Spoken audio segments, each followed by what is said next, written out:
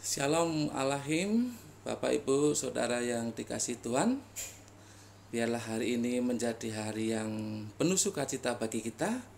Dan kita akan belajar sebuah bagian dari firman Tuhan yang mengingatkan kita akan pengorbanan Tuhan. Tapi sebelumnya kita akan berdoa dulu. Bapa, di dalam nama Tuhan Yesus kami bersyukur oleh karena hari ini kami boleh kembali membaca dan merenungkan firman Tuhan. Kami tahu kami tidak mampu untuk memahami kebenaran firman Tuhan tanpa Roh Kudus yang menolong. Sebab itu biarlah Roh Kudus yang membimbing kami, mengurapi kami, memampukan kami untuk memahami kebenaran firman Tuhan. Terima kasih Bapa, kami siap untuk belajar firman-Mu. Dalam nama Tuhan Yesus kami berdoa. Amin. Bapak Ibu, mari kita membaca firman Tuhan yang terdapat di dalam kitab Yohanes pasal yang ke-19 ayat 28 sampai yang ke-37. Yohanes pasal 19 ayat 28 sampai dengan yang ke-37, demikian saya akan membacakannya. Sudah itu, karena Yesus tahu bahwa segala sesuatu telah selesai, berkatalah Ia, supaya genaplah yang ada tertulis dalam kitab suci, Aku haus. Di situ ada suatu bekas penuh anggur asam. Maka mereka mencucukkan bunga karang yang telah dicelupkan dalam anggur asam pada sebatang hisop, lalu mengunjukkannya ke mulut Yesus. Sesudah Yesus meminum anggur asam itu, berkatalah Ia, sudah selesai. Lalu Ia menundukkan kepalanya dan menyerahkan nyawanya. Selanjutnya 31. Karena hari itu hari persiapan, dan supaya pada hari Sabat mayat-mayat itu tidak tinggal tergantung pada kayu salib, sebab Sabat itu adalah hari yang besar, maka datanglah orang-orang Yahudi kepada Pilatus dan meminta kepadanya supaya kaki orang-orang itu dipatahkan dan mayat-mayatnya diturunkan. Maka datanglah prajurit-prajurit lalu mematahkan kaki orang yang pertama dan kaki orang yang lain yang disalibkan bersama-sama dengan Yesus. Tapi ketika mereka sampai kepada Yesus dan melihat bahwa Ia telah mati, mereka tidak mematahkan kakinya. Tetapi seorang dari antara prajurit itu menikam lambungnya dengan tombak, dan segera mengalir keluar darah dan air. Dan seorang yang melihat hal itu sendiri yang memberikan kesaksian ini, dan kesaksiannya benar, dan ia tahu bahwa ia mengatakan kebenaran, supaya kamu juga percaya. Sebab hal itu terjadi supaya genaplah yang tertulis dalam kitab suci, tidak ada tulangnya yang akan dipatahkan. Dan ada pula nas yang menyatakan mereka akan memandang kepada Dia yang telah mereka tikam. Bapak Ibu yang terkasih dalam Tuhan, suatu kali ada orang yang bertanya demikian, apa yang menarik dari tema seputar Paskah? Lalu saya menjawab mengatakan, Yesus mati. Orang-orang berkata, hah? Mereka heran. Mengapa temanya Yesus mati? Saudara, apakah kita tidak mau memberitakan Yesus mati? Mengapa kita tidak mau memberitakan Yesus mati? Mungkin karena kita takut dihina, atau itu merupakan tema yang tidak menarik sama sekali untuk disampaikan. Tapi perhatikan bahwa kematian Yesus adalah satu di antara dua dari tema sentral di dalam Alkitab, selain dari kebangkitan itu. Bapak Ibu Saudara yang dikasih dalam Tuhan Yesus, mengapa kita ragu memberitakannya? Mengapa kita ragu untuk menyampaikannya? Dalam ayat-ayat ini paling tidak kita akan belajar 3 hal yang berkaitan dengan tema Yesus mati. Yang pertama, kematian Yesus terjadi setelah Dia menuntaskan visi dan misi dari Allah. Perhatikan ayat 28 sampai dengan yang ke-30a. Bapak Ibu Saudara yang dikasih dalam Tuhan, kalau kita perhatikan di sini ada satu kata atau istilah yang populer di kalangan orang Kristen. Istilah itu disebutkan di sini, sudah selesai. sudah selesai. Bahkan kebanyakan orang Kristen sudah hafal dengan kata aslinya, yaitu tetelestai. Sudah selesai. Kata tetelestai ini berkala perfect, Bapak Ibu. Artinya berarti benar-benar selesai. Pertanyaannya, apanya? Apa yang dimaksud dengan Yesus itu mengatakan sudah selesai? Mengapa dia katakan sudah selesai? Apanya yang sudah selesai? Maksudnya apa? Bapak Ibu, ada seorang ahli Alkitab bernama Albert Barnes mengatakan bahwa yang dimaksud dengan sudah selesai ini berbicara masalah penderitaan dan kesakitan dalam proses penebusan. Juga menyangkut pekerjaan-pekerjaan pelayanan yang sudah dilakukan oleh Yesus sampai di Taman Getsemani. Sementara itu seorang yang lain bernama Adam Clarke mengatakan the great design of the Almighty. Artinya apa? Rencana besar yang maha kuasa. Yesus berkata sudah selesai, itu karena dia sudah melaksanakan rencana besar yang maha kuasa. Ini berkaitan dengan keadilan Allah. Apa itu keadilan Allah? Yaitu penghukuman atas dosa. Penghukuman atas dosa sehingga bisa terjadi rekonsiliasi antara Allah dengan manusia dan antara manusia dengan manusia. Jadi menurut Adam Clarke ini, dia mengatakan bahwa Yesus mengatakan sudah selesai, itu berarti rencana besar yang maha kuasa sudah selesai. Ada seorang lain lagi mengatakan, yaitu bernama John Gill. Yesus berkata sudah selesai itu berarti sudah selesai menggenapi seluruh kehendak Allah. Dari kelahiran sampai dengan kematiannya sudah genap. Jadi kalau kita lihat intinya adalah semuanya sudah selesai. Semuanya sudah digenapi oleh Yesus tetelestai. Maka tidak heran kalau kita perhatikan di ayat yang awal dikatakan bahwa Yesus berkata, aku haus. Coba kita perhatikan di ayat yang ke-28. Sudah itu karena Yesus tahu bahwa segala sesuatu telah selesai, berkatalah ia supaya genaplah yang ada tertulis dalam kitab suci, aku haus. Bapak Ibu Saudara yang dikasihi dalam Tuhan, ini adalah tawaran kedua kepada Yesus untuk meminum anggur. Tawaran yang pertama adalah ketika orang-orang mencucukkan itu ke mulut Yesus dan Yesus menolaknya. Tetapi di tawaran yang kedua ini Yesus menerimanya. Perhatikan, di tawaran yang pertama ketika orang hendak memberikan anggur asam itu kepada Yesus, itu maksudnya adalah untuk meringankan kesakitan Yesus di kayu salib. Untuk meringankan penderitaan Yesus di kayu salib. Anggur asam itu bisa meringankan orang yang sedang sakit, orang yang sedang menderita seperti yang Yesus alami. Mengapa Yesus menolak bagian yang pertama ini? Oleh karena dia tahu dia harus menggenapi. Apa yang digenapi? Kesakitan. Apa yang digenapi? Penderitaan. Itu yang harus digenapi oleh Yesus. Tetapi ketika penderitaan, ketika kesakitan itu sudah dia genapi, maka dia katakan, aku haus. Dan dia meminum anggur itu. Karena sudah selesai. Bapak Ibu, sangat luar biasa.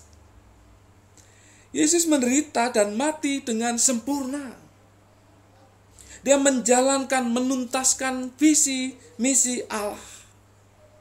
Jadi kematian Yesus terjadi setelah dia menuntaskan visi misi Allah. Penderitaan yang luar biasa. Kesakitan yang luar biasa. Rencana besar Allah yang sudah dia genapi. Dia menggenapi. Maka dia katakan tetelestai. Bapak Ibu, kalau Yesus begitu menderita dan mati dengan sempurna untuk menjalankan visi dan misi Allah, bagaimana dengan kita? Bagaimana dengan Anda? Bagaimana dengan saya? Seringkali ketika ada pekerjaan Tuhan yang diembankan kepada kita, belum selesai, kita sudah loyo, kita sudah meninggalkan, kita sudah ogah-ogahan. Belum selesai itu visi misi itu.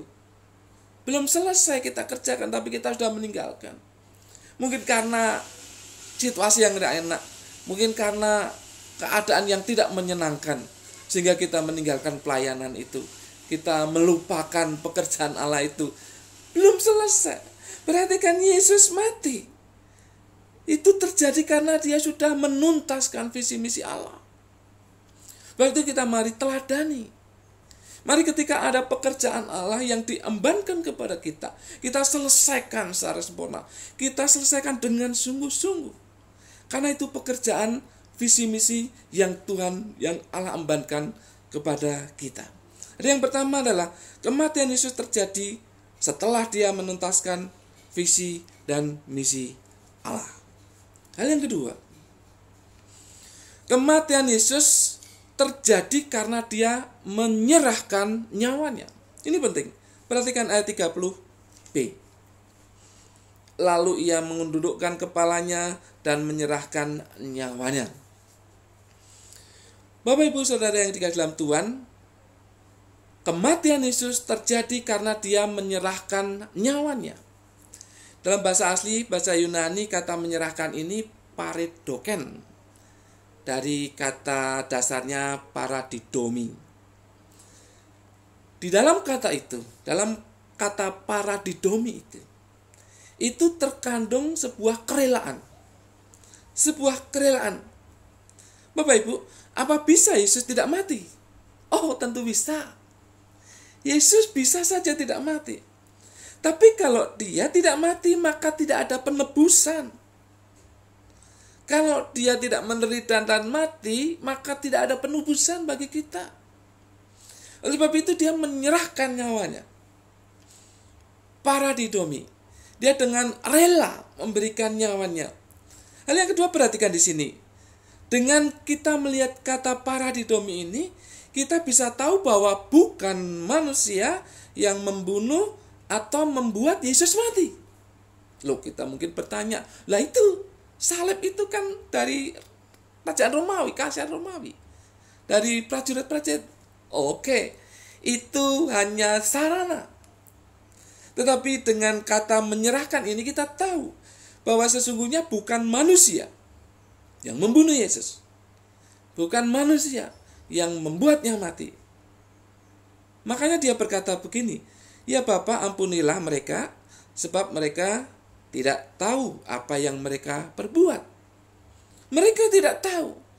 Mereka hanya sarana saja untuk kematian Yesus. Mereka tidak tahu apa yang mereka perbuat.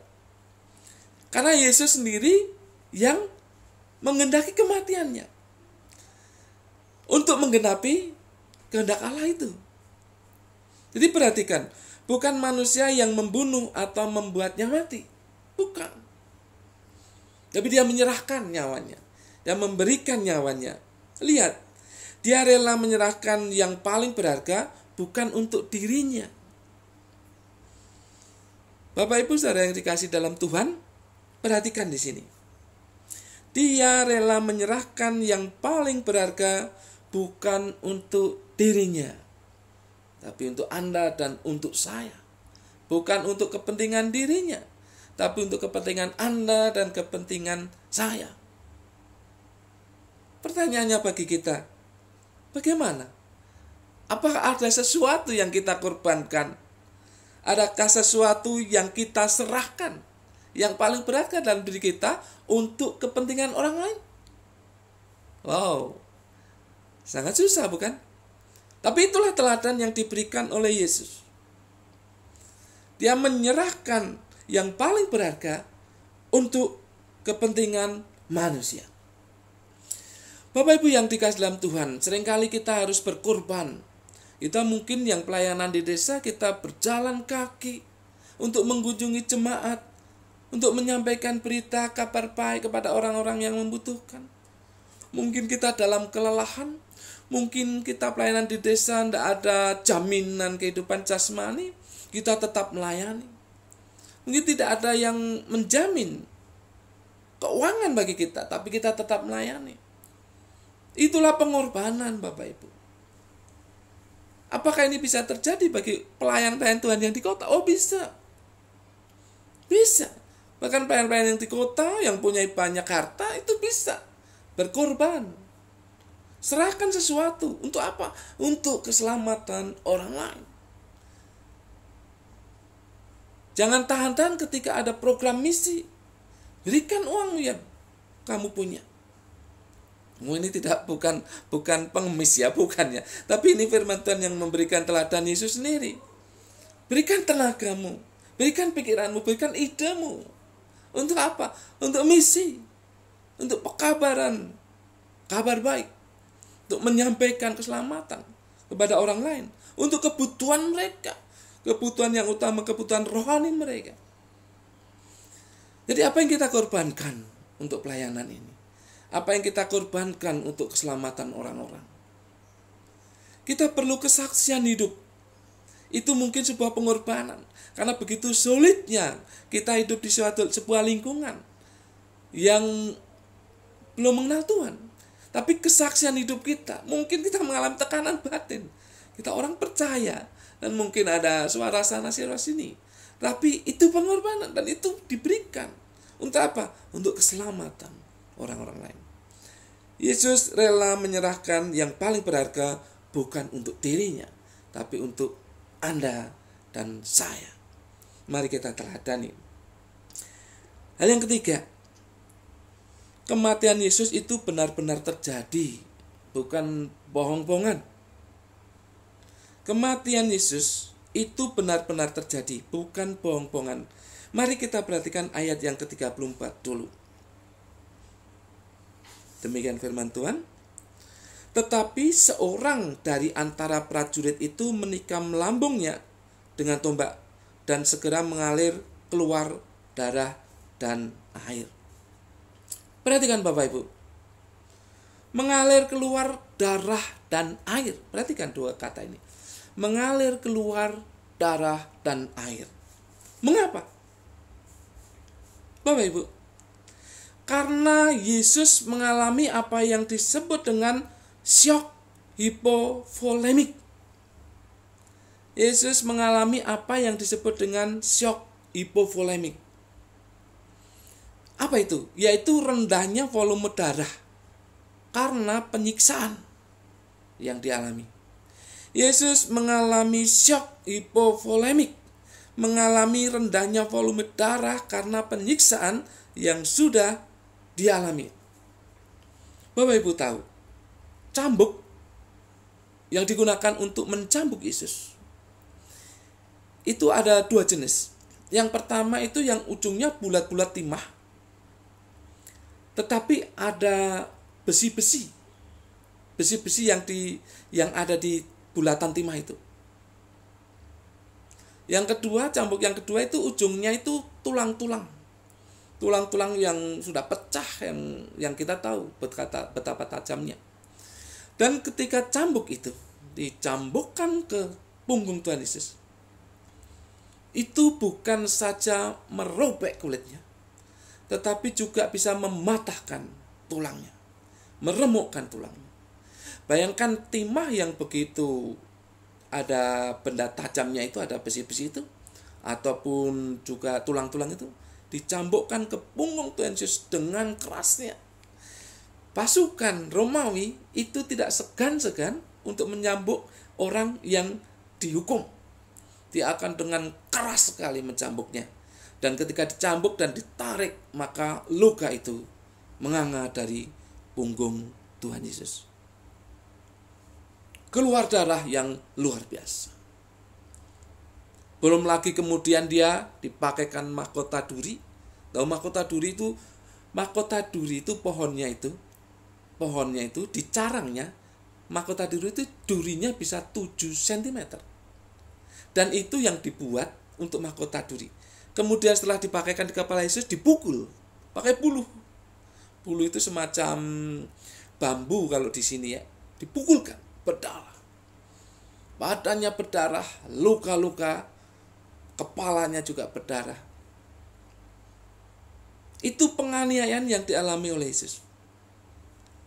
Oleh sebab itu banyak darah yang keluar dari tubuh Tuhan Yesus.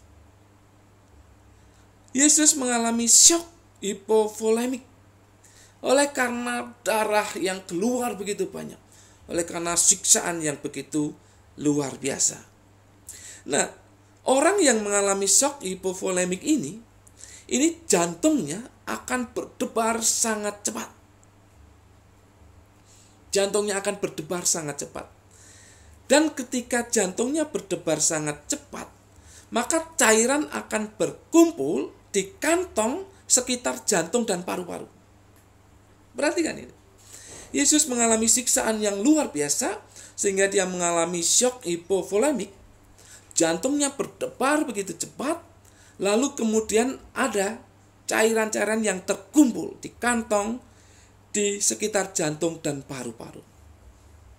Oleh sebab itu ketika seorang prajurit menusuk sisi dari tubuh Tuhan Yesus, maka keluarlah air dan darah. Air yang dimaksud ini cairan itu. Cairan yang terkumpul di sekitar jantung dan paru-paru Yesus. Cairan itu yang keluar. Sedang darah itu karena luka yang baru dari tombak itu pasti keluar darah. Oleh sebab itu dikatakan di sini keluar darah dan air. Ini menunjukkan penderitaan yang luar biasa. Kematian yang hebat dari seseorang. Dan Yesus mengalaminya. Sebab itu perhatikan di sini. Yesus karena penderitaan yang luar biasa itu, maka dia segera mati di kayu salib. Bandingkan dengan penjahat yang ada di kanan kirinya. Mereka belum mati. Buktinya apa? Mereka diremukkan tulang kakinya. Apa kaitannya kematian dengan peremukan tulang kaki? Bapak Ibu Saudara yang dikasihi dalam Tuhan, seorang yang disalib itu akan mengalami sesak napas. Dan ketika dia mengalami sesak napas, dia akan mengangkat kakinya sedikit untuk menarik nafas.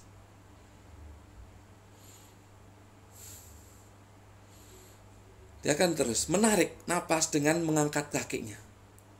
Sebab itu dia tidak mati. Tetapi Yesus di sana dikatakan tidak perlu diremukkan tulang kakinya. Kenapa? Karena sudah mati. Karena sudah mati. Perhatikan. Yesus tidak perlu dipatahkan tulang kakinya. Karena dia sudah mati. Tetapi kedua orang itu harus dipatahkan. Supaya dia tidak bisa bernafas dan kemudian mati. Bapak Ibu Saudara yang dikasihi dalam Tuhan Yesus, ini bukti. Ini bukti keluarnya cairan dan darah. Kemudian tidak dipatahkan tulang kakinya. Itu bukti bahwa Yesus sudah mati. Yesus benar-benar mati. Bahkan di ayat yang ke-35 dikatakan, dan orang yang melihat hal itu sendiri, yang memberi kesaksian ini, dan kesaksiannya benar. Dan ia tahu bahwa ia mengatakan kebenaran, supaya kamu juga percaya. Ada saksinya. Ada saksinya bahwa Yesus sudah mati. Yesus sudah mati. Bapak Ibu Saudara yang dikasihi dalam Tuhan, kematian Yesus tidak perlu disangkal. Kita tidak perlu ragu untuk menyampaikan bahwa Yesus benar-benar mati. Yesus benar-benar mati, tidak perlu disangkal. Tidak perlu diragukan. Mengapa? Di dalam Roma 5 ayat yang ke-10 dikatakan bahwa hal itu adalah untuk memperdamaikan. Memperdamaikan antara Allah dengan manusia. Memperdamaikan antara manusia dengan manusia. Jadi kita tidak perlu menyangkal, kita tidak perlu meragukan untuk memberitakan kematian Yesus. Sebab kematian itu sendiri adalah untuk rekonsiliasi. Jika tidak ada kematian Yesus, tidak ada rekonsiliasi. Bayangkan. Selama manusia hidup, dia menjadi musuh Allah. Selama manusia hidup, dia menjadi seteru Allah. Dan kita tahu seteru Allah, hasilnya, akibatnya neraka. Kita bisa bayangkan. Seandainya kita menolak kematian Yesus, neraka akibatnya. Seandainya kita menolak kematian Yesus, kematian kekal yang kita terima. Jadi kita tidak perlu ragu. Kematian Yesus sungguh-sungguh terjadi. Yesus benar-benar mati. Tidak perlu diragukan Sampaikan itu. Kalau ada orang yang menghina, dia tidak tahu apa yang dia hina. Sebab memang Injil kebodohan bagi mereka yang akan binasa. Tapi bagi mereka yang akan diselamatkan, ternyata Yesus mati karena supaya ada perdamaian antara Allah dan manusia. Supaya ada surga yang dijadikan jaminan untuk orang yang percaya akan kematian Yesus. Bagaimana dengan kita? Apakah kita masih ragu? Atau apakah kita meneladani bahwa Yesus sudah mati untuk memperdamaikan? Jadi kedatangan kita di suatu kelompok, ke kelompok orang, itu adalah membawa damai. Yesus juga demikian. Kematiannya membawa damai antara manusia dengan Allah. Jadi kedatangan kita di sebuah kelompok itu juga untuk membawa damai. Jangan bikin ribut. Jangan kalau kita datang orang menyingkir karena kita suka bikin ribut di tempat itu. Supaya orang mengharapkan, Pak Parjo kok belum datang ya? Pak Paino kok tidak ada ya? Mereka mengharapkan, kenapa? Karena kalau ada Pak Parjo dan Pak Paino, kelompok itu menjadi damai. Lah itu namanya meneladani Yesus. Jadi kematian Yesus itu benar-benar terjadi, bukan bohong-bohongan. Bapak Ibu Saudara yang dikasihi dalam Tuhan. Pertanyaan sekarang. Jadi apakah kematian Yesus itu penting? Saya ulangi. Jadi apakah kematian Yesus itu penting? Sangat penting. Apakah kita harus meragukan kematian Yesus? Apakah kita harus ragu memberitakan kematian Yesus? Jangan ragu. Karena itu kebenaran. Kematian Yesus satu dari dua tema sentral Alkitab. Kematian Yesus satu dari dua tema sentral iman kita.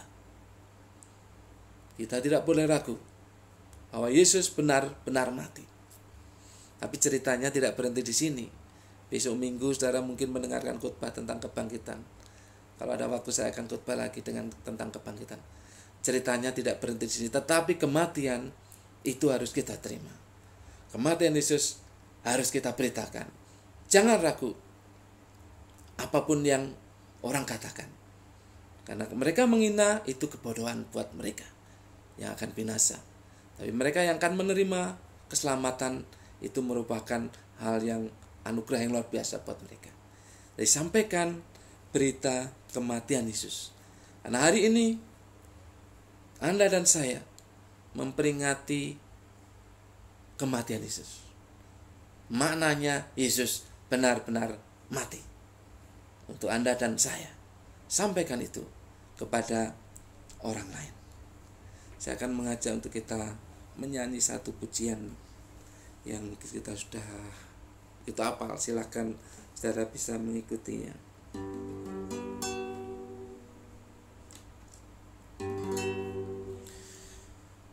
Bukan dengan barang fana Kau membayar dosaku, dengan darah yang mahal, tiada noda dan celah. Bukan dengan emas perak Kau menebus diriku, oleh segenap kasih dan pengorbananmu, ku telah mati dan tinggalkan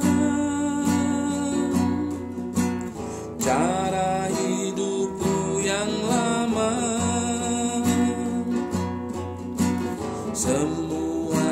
sia-sia dan tak berarti lagi. Hidup ini ku letakkan pada mezbah-Mu ya Tuhan.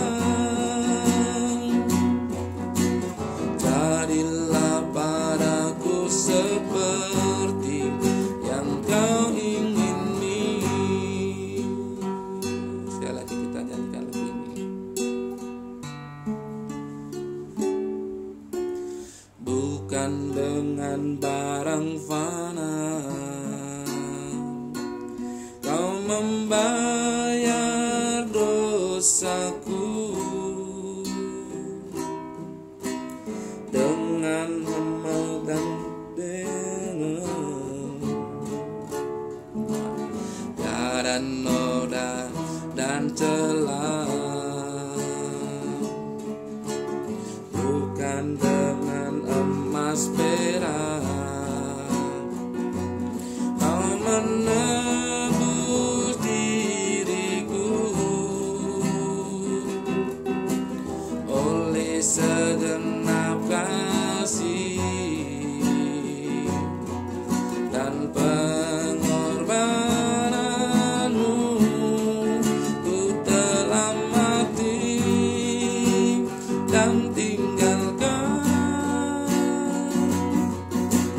cara hidupku yang lama.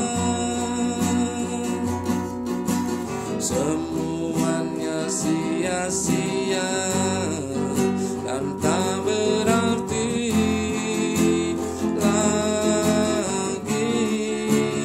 Hidup ini ku letakkan pada mezbah-Mu ya Tuhan.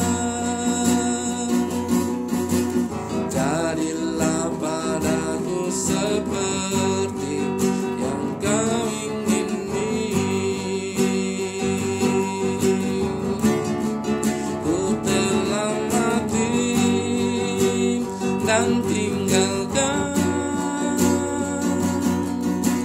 cara hidupku yang lama. Semuanya sia-sia dan tak berarti lagi. Hidup ini ku letakkan pada mezbah-Mu ya Tuhan. Jadilah padaku seperti yang Kau ingini.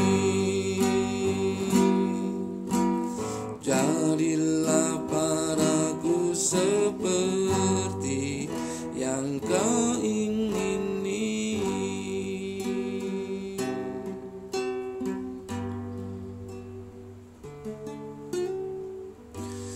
Bapa, dalam nama Yesus, terima kasih untuk firman Tuhan yang kami pelajari saat ini. Tuhan, kami bersyukur karena Yesus telah mati di kayu salib.